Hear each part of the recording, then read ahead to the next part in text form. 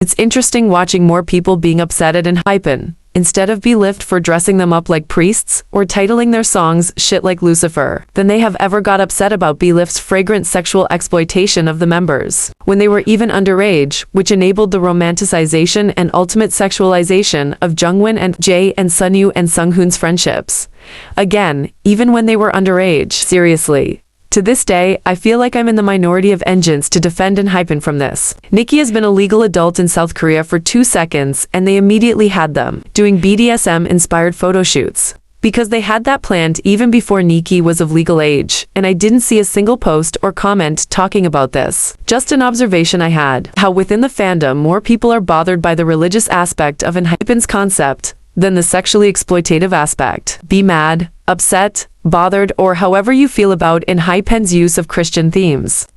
That's valid. You have that right, but other people have an equal right and are just as valid for defending them, or simply just not caring about any religious depiction that the members themselves did not have a choice in doing because your belief system is just that. It doesn't make sense to me. And it'll likely never make sense to me that anyone would support a group whose fictional concept is vampires, meaning it's inherently demonic and sometimes even biblical, and then getting upset that the group delivers on this fictional concept no matter how severe or subdued. I don't see how this is different than an actor in a movie having to do something that would be traditionally seen as disrespectful to the Christian faith, and then we as viewers getting mad at the actor for playing the part they were given. Kinda reminded me of when people acted like Namjoon of BTS, an atheist, had committed a hate crime for reposting Frank Ocean's Bad Religion, a song about Frank being ostracized by a Muslim man for being bisexual. In the song, Frank repeats the words the man said to him, "But you're not supposed to put Allah's name to music." Religion is so interpretive. There's a discourse in Muslim communities if music should be allowed in general. As someone who grew up Christian maternally and Muslim paternally, I understand people's defense, but I can watch a show like Interview with a Vampire, where a very, very cynical vampire curses God's name. Like I can watch a group of K-pop idols with a vampire concept dress vaguely like priests without feeling